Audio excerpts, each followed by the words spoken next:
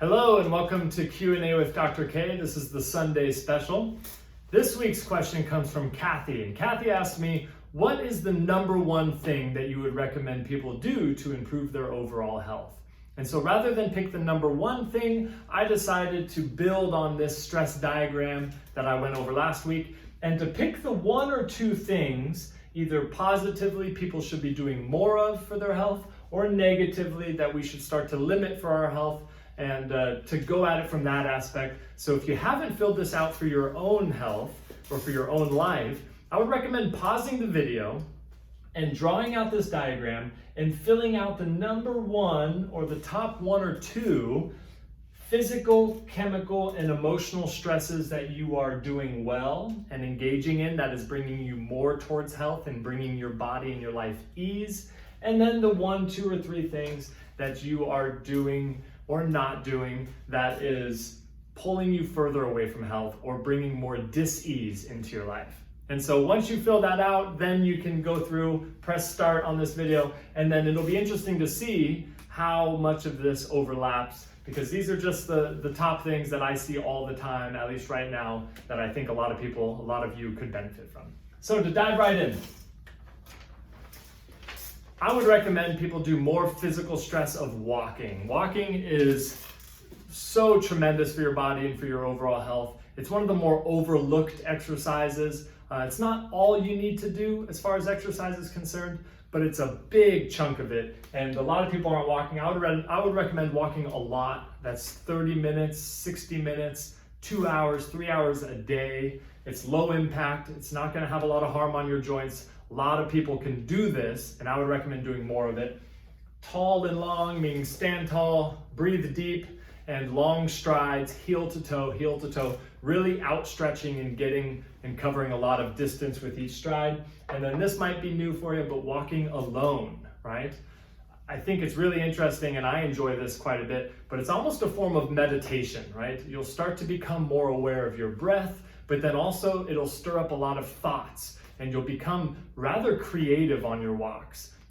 People like Steve Jobs, he would often have walking meetings. Rather than sitting in a stuffy meeting room, he would get out and encourage people to walk while they discussed, and what would happen was that it would breed more creativity. So you can be really creative on your walks. So I would recommend doing more walking, walk a lot, stand tall, long strides, heel to toe, and consider giving it a try alone, and I think you might get a lot of benefit from it. A physical stress that I think is pulling people away from health is sitting, right? You may have heard sitting is the new smoking. That's because it's very sedentary, it's not very active, it doesn't stress your heart or your lungs or your body in a very good manner.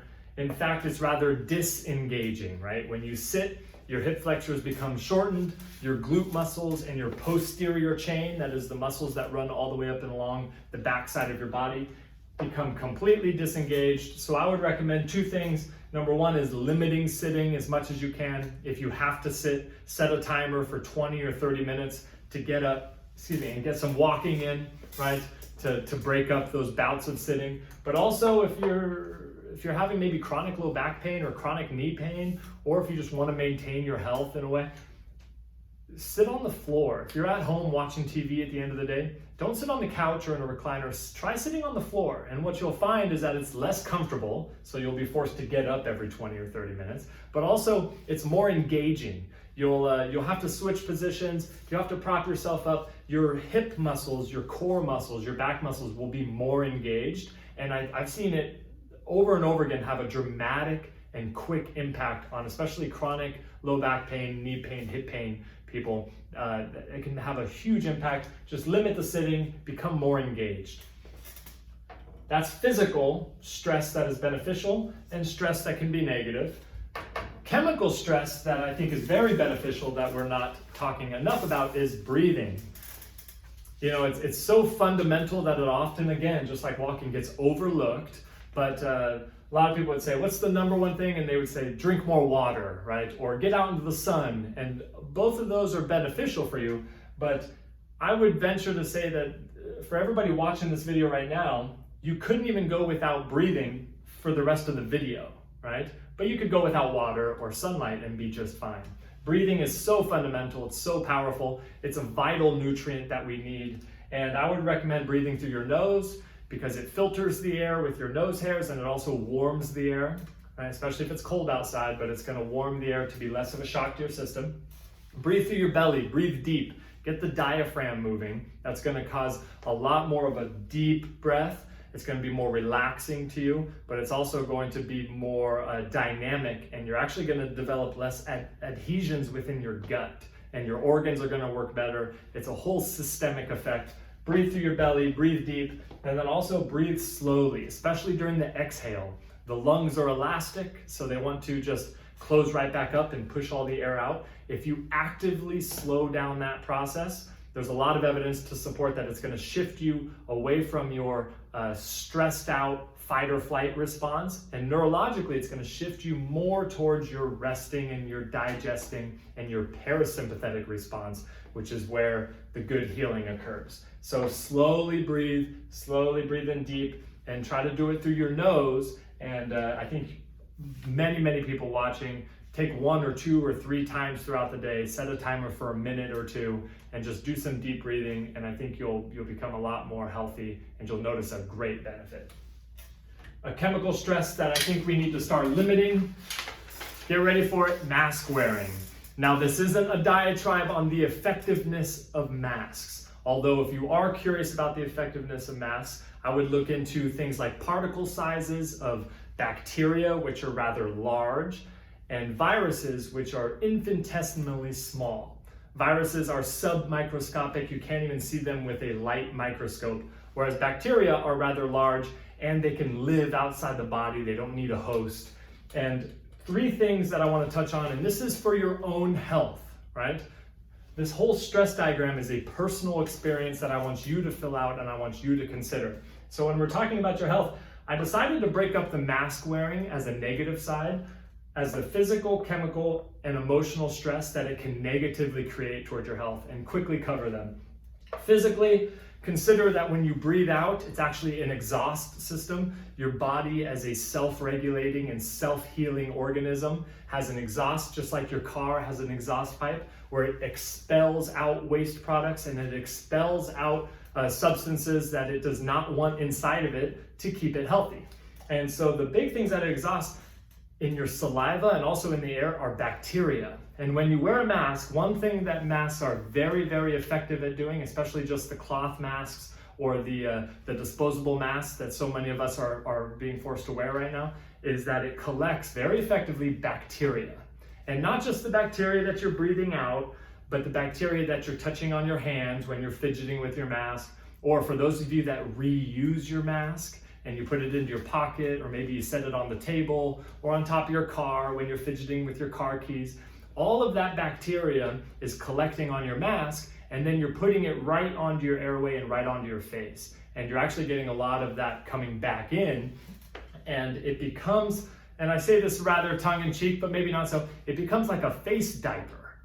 A face diaper full of bacteria that is now all around your mouth, and you're touching it throughout the day. And for those of you that are moms out there watching this, I know for a fact that you change your baby's diapers more often than you're changing your mask. So when you are forced to wear a mask, number 1, limit the use of it as much as you can for your own health, but be sure to change it out, wash it, do whatever you got to do to not just completely recycle and reuse all of the bacteria that are collecting onto it.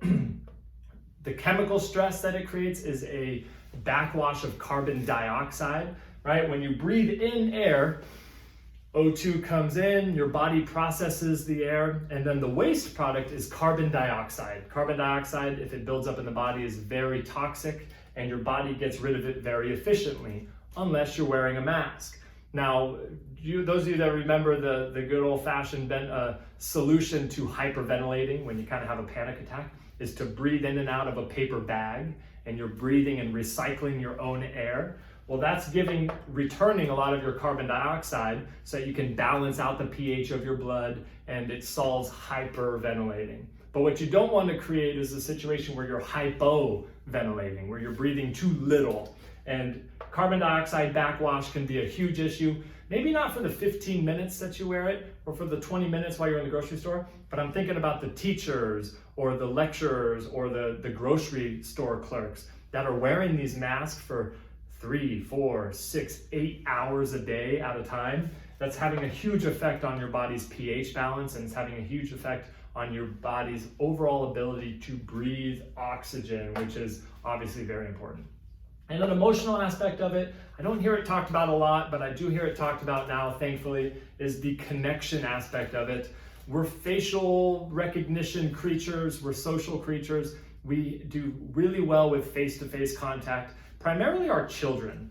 There's a window of time as you're growing up where your brain is like a sponge, and you're pulling in a shocking amount of information and storing it in an unbelievable way. Your brain is such a miraculous organ and how it works, and there's a window of opportunity when you're growing up where you are getting these hard-grained educational pieces that you're going to move forward with for your entire life. And it worries me that, let's say it's at 2 years old or whenever it occurs, when you really start to pick up on, face-to-face contact, and you start to learn people's reactions to your actions, and you start to learn what is right or what is wrong or what is awkward.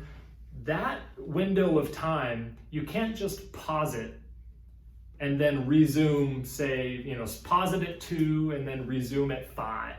That window of time is irreplaceable, and it concerns me that we have a large percentage of this generation growing up that may be missing out on a huge connection building part of their lives, where their brains are just soaking up this way of being on this earth. And it is concerning that we're not having that level of connectivity.